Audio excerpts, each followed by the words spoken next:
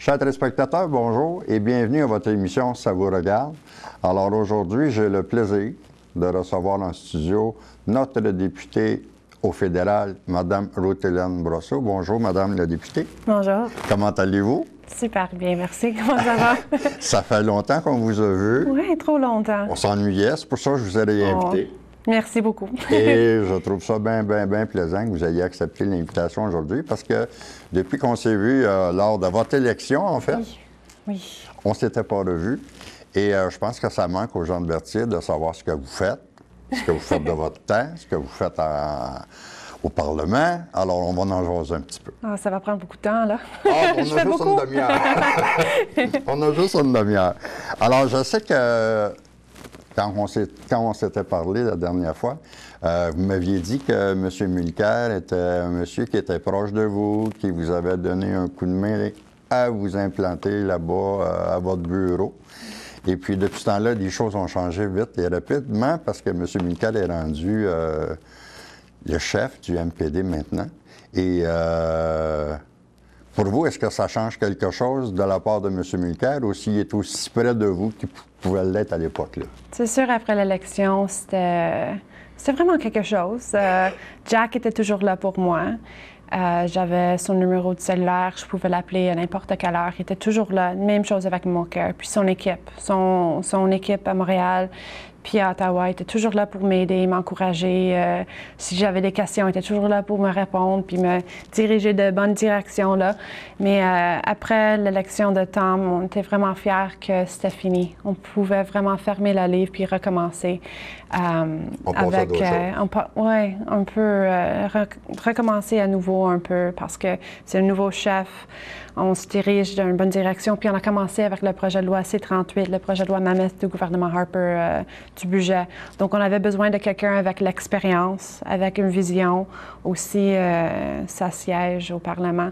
Donc j'étais vraiment contente de avancer avec lui. Puis tout le monde s'est rassemblé derrière lui. On n'avait aucun problème. On voulait vraiment juste continuer notre travail parce que le gros défi, c'est le gouvernement en place, en majorité. Ça, c'est notre problème. Ouais. Parce que je pense aussi que les gens du Québec connaissaient très bien M. Mulcair au départ.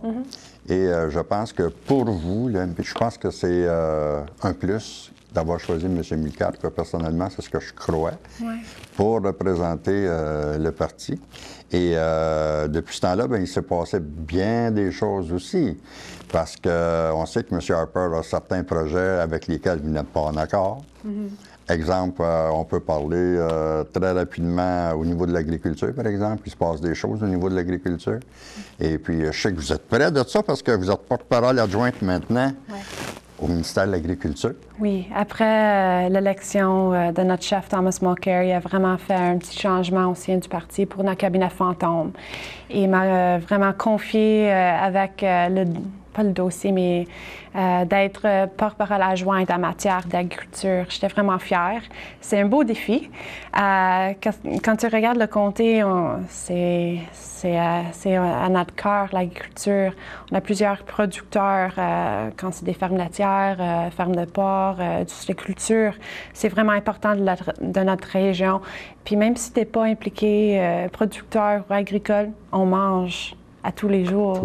Donc, je pense des fois, on oublie l'importance de l'agriculture, d'avoir un environnement sain, puis des bonnes choses à manger. Quand tu peux acheter local, ça, c'est vraiment important. On est dans une bonne place. On a le coop Fierté d'ici où on peut acheter des produits locaux. Puis quand tu vois au marché, au supermarché, quand c'est étiqueté, quand c'est marqué « Produits du Québec », essayons d'acheter des produits parce qu'on est fiers des produits qu'on a ici. Puis, on est sûr aussi que c'est produit chez nous, dans le sens que on sait que les inspecteurs du gouvernement se promènent dans ces abattoirs-là. Et quand ils mettent le saut, c'est parce que c'est correct, là. Parce qu'on sait ce qui se passe ailleurs, là. À un moment donné, là, c'est pas toujours qualité numéro un. Ici, au Canada, on a des normes vraiment strictes. Puis dans les autres pays, il y a des différentes méthodes. Il y a des différentes sortes de pesticides. Ils utilisent différentes méthodes. vraiment une grosse différence entre le Canada. Mais ici, on a subi des coupures à l'Agence canadienne d'inspection des aliments. Puis, on suit ce dossier à cœur. Je sais que moi, personnellement, c'est quelque chose, c'est vraiment important. Je mange, puis j'ai un petit-fils. Je veux m'assurer qu'on mange du bonnes choses. Donc, c'est quelque chose qu'on suit vraiment de proche quand on voit qu'est-ce qui est arrivé en Alberta aussi. Oui, mais c'est ça. Mais à un moment donné, tu sais, les gens, il faut qu'ils mettent le blanc sur quelqu'un là-dedans, justement, avec ce qui est arrivé en Alberta. Et moi, je me demande, puis je me pose la question à savoir pourquoi ils ont coupé des gens sur les inspections des aliments quand ça en aurait pris un petit peu plus, là. Quand tu vois cette usine-là, c'est une usine immense. Puis la transformation du viande, c'est à une vitesse extrême. Extrême. J'ai visité un abattoir à Guelph, puis la vitesse que les carcasses passent, tu dois être vite, tellement vite. Puis quand tu vois avec ce ministre-là, il n'y a aucune responsabilité ministérielle. Il dit, c'est pas ma faute, c'est pas ma faute. Tu fais quoi, là, comme ministre de l'Agriculture? Tu prends... là, exactement. Job, donc, il n'a pas pris ses responsabilités au sérieux. De quoi je m'attendais après le début de crise, c'est d'avoir des réponses du gouvernement fédéral. Il n'était pas là en chambre pour nous répondre. Il n'était pas là, il était en faire des prises de photos n'importe où ailleurs du Parlement. D'après moi, il doit être là parce qu'il y avait des questions qui circulaient. On n'avait pas de réponse claire, on ne savait pas où aller. Puis, non, il y a des conséquences aussi avec ça. Des conséquences. Puis quand tu ouvres les marchés aux États-Unis ou n'importe quel pays, c'est bien beau. Mais quand tu ne peux pas protéger et assurer que la qualité est bonne, si ça met en doute la qualité de nos produits avec les autres, ça peut nuire. Mais on a des produits ici de qualité, mais quand tu piques un peu puis tu n'investis pas dans l'inspection, ça peut avoir des graves conséquences. On va laisser un petit peu l'agriculture. Oui, parler d'autres choses, plein d'autres choses. On a juste 30 minutes. Je sais que vous avez fait une espèce de sondage téléphonique. Oui, c'était un forum téléphonique interactif dans le comté. Puis je voulais le faire parce que le comté de Berthier-Masquinongé est grand. J'ai 34 municipalités. Puis je dis souvent, mon porte est toujours ouverte, mais je suis juste une personne. Donc je peux pas être partout en même temps. Je fais mon mieux, mais je suis pas Superwoman. Donc on a fait un forum téléphonique dans le comté où on avait appelé 20 000 personnes. Et j'ai resté... En même temps, là? En même temps. C'était appelé à 7 heures. On a appelé 20 foyers, puis on a commencé avec le forum, avec mon collègue Guy Caron, puis on était là, on se donnait la chance de parler aux gens. Puis à la maison, en pyjama, on faisait... Et les gens pouvaient vous poser des questions oui, s'ils exactement. voulaient. Si les gens étaient intéressés de poser des questions, ils pesaient sur le numéro 9, puis ils pouvaient proposer une question ou un commentaire. Puis on avait, je pense, 11 ou 12 questions que j'ai dû répondre. Puis c'était vraiment fun. Je peux vous dire, il y avait 8000 personnes sur la ligne. Quand ils ont dit ça, mon cœur s'abat. Parce que c'est beaucoup de monde. C'est beaucoup de monde, 8000, mais c'est super bien passé. Puis pendant le forum téléphonique, on a fait des sondages pour voir qu'est-ce que les gens pensent de certains dossiers. Puis c'était vraiment intéressant. C'était vraiment positif.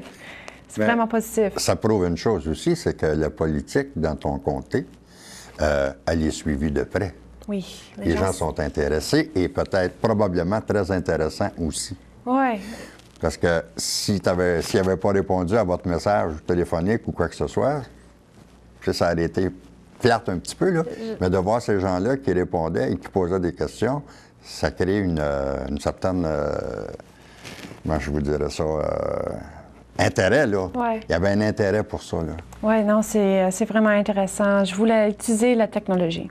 Puis on l'a essayé, puis c'était vraiment positif. C'est quelque chose, je vais penser de faire peut-être un autre. C'est sûr, on essaie de faire des ateliers, des consultations sur certains enjeux, mais c'est pas facile de conduire une heure. Mais quand tu es à la maison, c'est vraiment facile de juste tenir le téléphone, puis écouter, puis partager comme ça.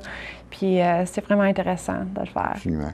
Je sais que quand vous êtes arrivé en poste, vous m'aviez dit, je pense, lors d'une première entrevue, que vous trouviez le comté très grand. Oui. Là, je sais que vous l'avez parcouru oui. à peu près tout partout. Oui. C'est vraiment grand, hein? C'est grand, mais je peux vous dire, c'est pas le plus grand comté fédéral. Je suis non. Quand tu vois Saint-Maurice-Champlain, le territoire est presque double. Même, j'ai visité l'Abitibi pendant l'été, c'est grand. C'est grand comme territoire, mais avec autant de municipalités rattachées? L'Abitibi, à peu près, peut-être plus. Oui, je sais le comté de Mirabel-Papineau, le comté de mon collègue Mylène Freeman, elle a comme 42 municipalités. Donc, mais moi, je veux être présent. Depuis mon élection et quand je me suis installée à Louisville, puis j'avais mon super équipe ici, même à Ottawa, j'ai une merveilleuse équipe, mais quand j'avais mon équipe installée, on a commencé de rencontrer les maires, les mairesses, les conseillers, parce que ce sont les élus, ils font un travail de terrain. C'est important d'avoir une bonne communication avec eux, de savoir leurs projets, comment nous pouvons les aider. Donc, on a vraiment commencé avec ça. Le comté est grand, mais c'est pas si grand maintenant. On est un peu partout. On fait notre mieux. C'est ça. Et je pense qu'à chaque place, ils ont eu un petit peu le petit problème. Puis c'est pas nécessairement le problème d'un qui fait que c'est le même problème à l'autre. Alors c'est tout ça à un moment donné qu'il faut rapailler et puis vivre avec. C'est sûr, il y a des petites particularités. Il y a des problèmes de certaines municipalités, mais il y a des problèmes, tu sais, pan-canadiennes, OVI, même des problèmes qui surtout touchent le Québec, qu'on doit défendre à Ottawa. Ouais. Je sais aussi que vous avez fait un petit concours, je pense que c'est cet été. Oui. Concours de photographie. Oui. Pour faire un calendrier, je pense. Ouais. Comment ça va là-dedans? Ah, ça va super bien. On avait eu une bonne réponse. C'était super positif là-dessus parce qu'on va faire un calendrier parlementaire qu'on envoie à pas tous les foyers, mais la majorité des foyers. Puis on a fait lancer la demande pour avoir des photos du comté parce que c'est bien cool de moi prendre des photos puis l'ajouter, mais c'est important d'impliquer les gens aussi. Puis on avait reçu des belles photos et c'est dur de choisir quelle on va utiliser. Puis j'ai aussi utilisé une carte pour un photo que j'ai reçu pour mon carte de Noël cette année. OK. Donc, je vais m'assurer que je t'en donne un. Oui. OK. Est-ce que le comité a décidé des photos qui feraient chaque page là, du... C'est pas comme un super grand calendrier, mais c'est un petit calendrier, puis ça va être bien beau. Puis si vous le recevez pas à ton maison, tu peux communiquer avec mon bureau, puis on peut te l'envoyer en copie. Ah, bien, c'est bien plaisant. Alors, les gens vont savoir ce qui se passe dans le patelin en regardant votre calendrier.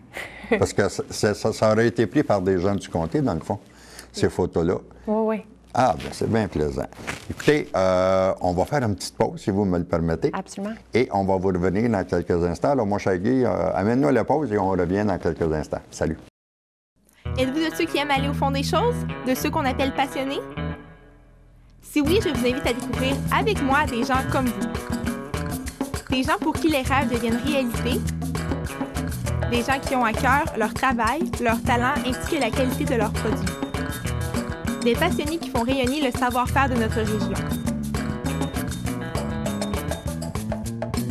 Passion, c'est des travailleurs, entrepreneurs et artisans. C'est la passion de découvrir des passions. Passion, c'est une émission qui s'en vient dans votre salon dès septembre. À CDRB, votre télé.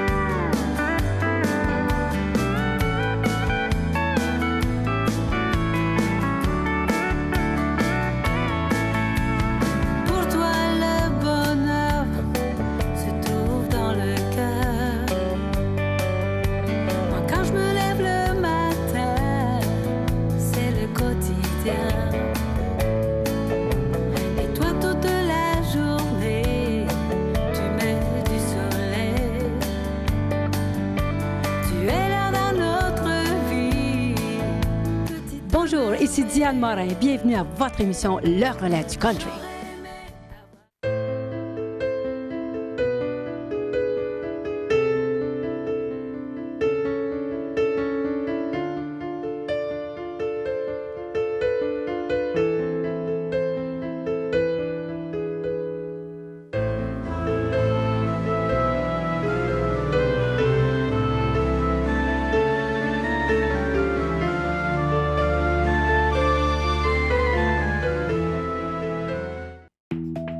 Merci, madame, et bonne fin de journée.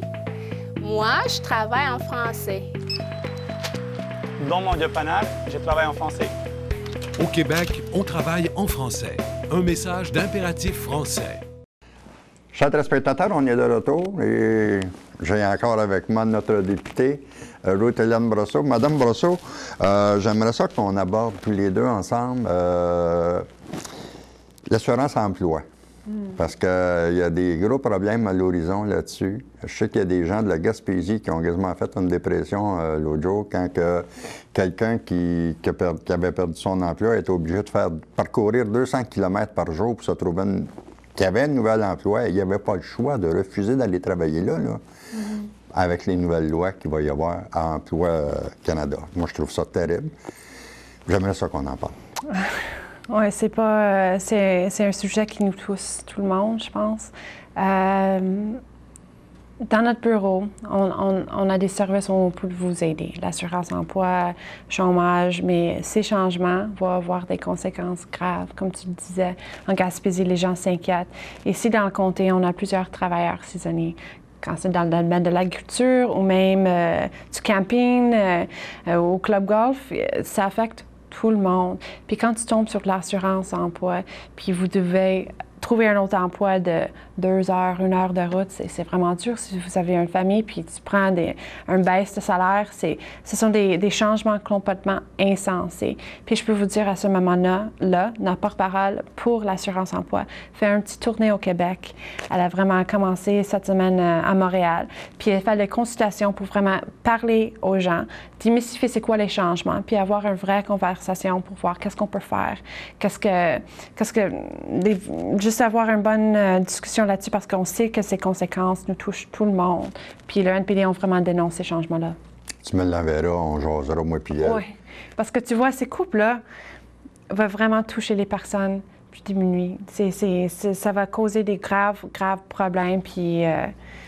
Parce qu'à quelque part, je sais pas, moi je trouve ça complètement illogique. Un gars gagne sa vie ou une femme gagne sa vie 8 mois par année, puis 4 mois par année, est sur le chômage parce que, ou à travail, c'est saisonnier. Ouais.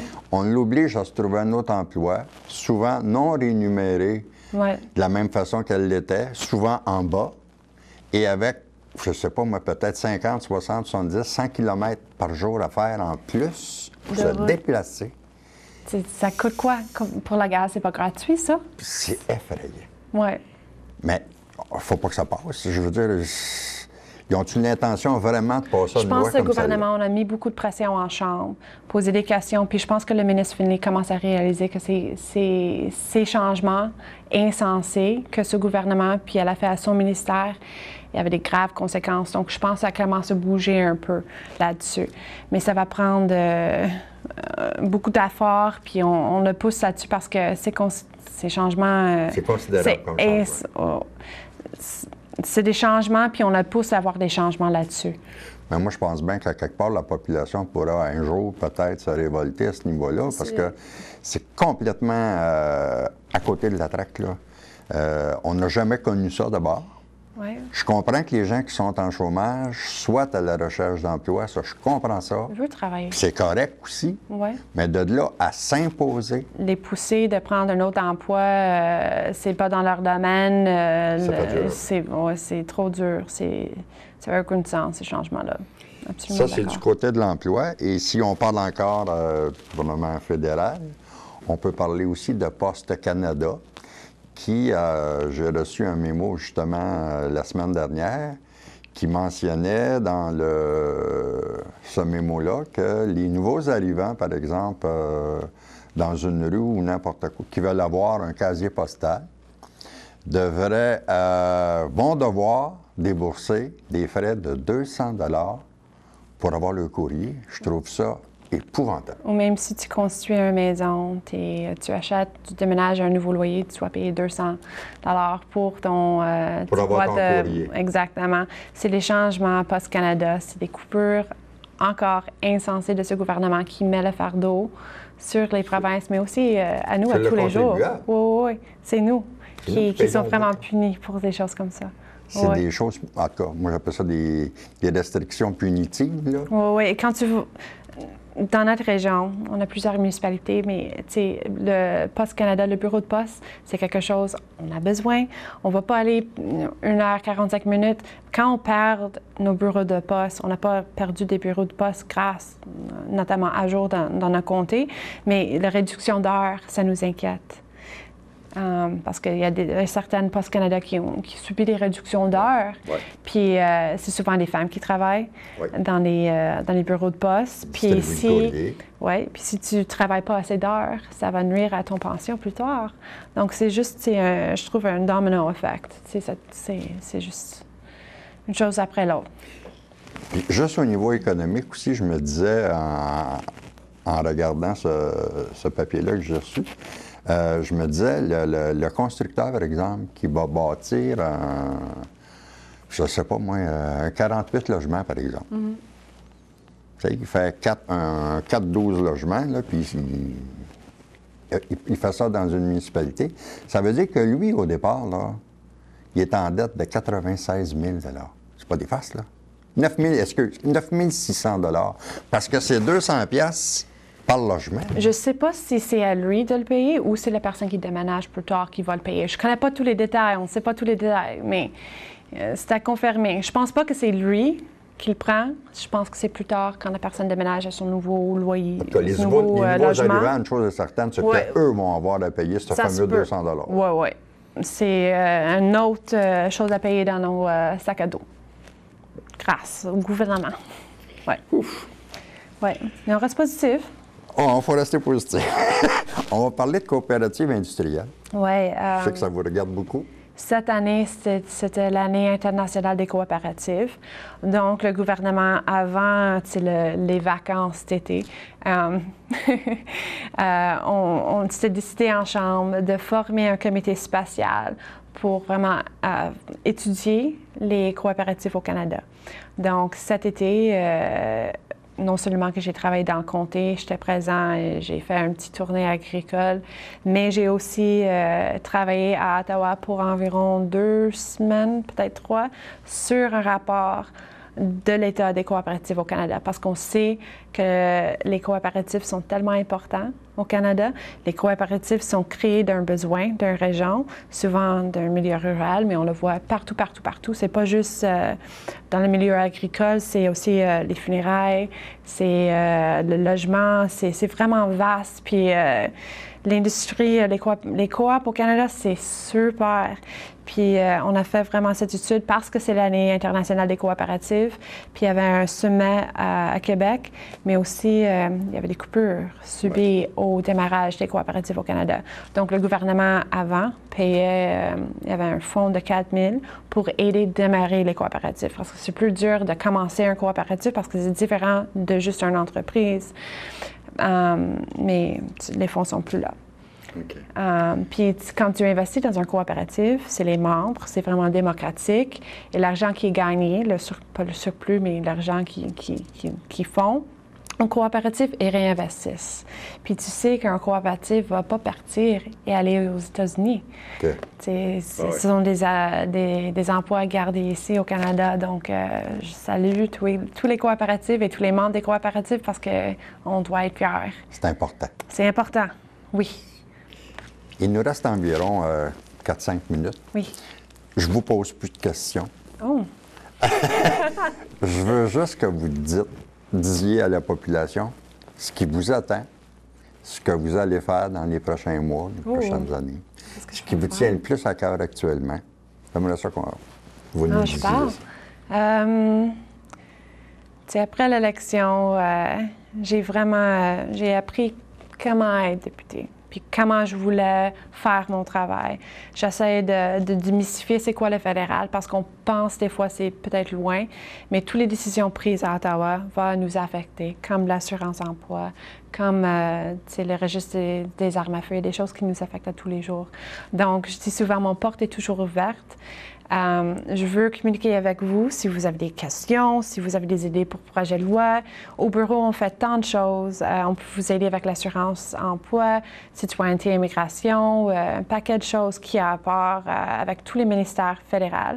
Donc, n'hésitez pas à contacter. À mon bureau, j'ai Chantal Champagne, puis j'ai Annie David, puis Karine Blais. C'est une équipe super, puis on est là pour travailler avec vous. Donc, qu'est-ce que je veux faire pour les prochaines années? Ouf! Je veux être présent, je veux être active, puis je veux m'assurer que, j'ai pas parlé du piratisme, mais c'est quelque chose qu'on suit. On se bat en chambre, puis un peu sur recevoir des fonds pour aider les personnes touchées par le piratisme. Je peux aussi dire que je suis ouverte, je vais faire un projet de loi privé. Donc, tous les membres du Parlement peuvent faire un projet de loi. Et j'ai un couple d'idées, mais si vous avez des suggestions pour un projet de loi privé, j'apprécie ça beaucoup, beaucoup. On peut t'écrire. Tu peux m'écrire. Puis aussi des pétitions, si vous êtes d'accord ou pas d'accord. C'est plutôt pas d'accord avec quelque chose. Tu peux nous écrire, puis on peut vous aider à faire une pétition pour le déposer en chambre. Mais je veux vraiment juste travailler avec du monde. C'est sûr, j'ai des objectifs. Je pense aussi les élections en politique, ça va tellement vite. Ça va tellement vite. C'est presque une année que je suis ici. Ça a pris 1 an, mais je vais vous dire, je vais venir dans, j'espère, 6 mois pour faire une autre mise à jour entrevue avec vous. Mais c'est juste, je veux être présent, je veux être votre voix au Parlement. Donc, n'hésitez pas. Je suis là pour ça. C'est mon équipe. Une chose est bien certaine, c'est que je pense que j'ai réalisé une des premières entrevues avec toi quand tu as été élu. Et je sais que ce ne sera pas la dernière qu'on fait aujourd'hui, mais je peux vous dire quelque chose. Ça me fait plaisir de vous le dire. Je sens et je vois que vous êtes dans vos dossiers, que vous prenez ça à cœur. Et le pourquoi, là, le porte-parole d'adjointe en ministère de l'Agriculture, c'est pas venu de nulle part ailleurs, ça, là. M. Mulcair avait pensé à son affaire aussi. Et je pense qu'il a bien choisi sa personne. Et j'espère que vous allez être là longtemps. Et puis, je pense que pour les agriculteurs de toute la région du comté de Berthier, c'est important qu'il y ait une personne comme vous pour les défendre. C'est pas juste les agriculteurs, c'est pour tout le monde. Mais je vous remercie beaucoup. Merci beaucoup. On voit que vous possédez ça et vous êtes beaucoup rassurés, je trouve. Plus en tout cas que la première fois qu'on s'est vu. J'adore mon travail. Honnêtement, j'adore ce que je fais. Oh, ouais. Ça paraît. Ça paraît dans vos yeux parce qu'ils sont pétillants, vos yeux. Merci. Le matin, vous n'avez pas besoin d'un petit coup de pied pour aller travailler. Non. Non. On se lève debout, puis on s'en va travailler. On se lève, on met nos chaussures, puis on court. Nos boots, puis go. Oui. Madame Brosseau, je vous remercie infiniment d'être venue rencontrer les gens de Berthier aujourd'hui. C'est un plaisir. Et j'espère qu'on va se revoir dans un avenir rapproché. Oui. Je remercie les gens qui travaillent chez vous aussi, parce que c'est avec eux que moi je communique. Ouais. Et puis, c'est eux autres qui s'occupent des rendez-vous qu'on prend. Alors, dites un beau merci à votre gang chez vous. Je suis fière de vous. Et j'espère qu'on va se revoir très bientôt. Super, merci beaucoup. Alors, merci beaucoup, chers téléspectateurs. C'est tout le temps qu'on a aujourd'hui. Merci beaucoup à Mme Ruth-Hélène Brosseau d'être venue nous rencontrer. Et je vous garantis que dans un avenir rapproché, on l'aura encore en entrevue. Bye bye.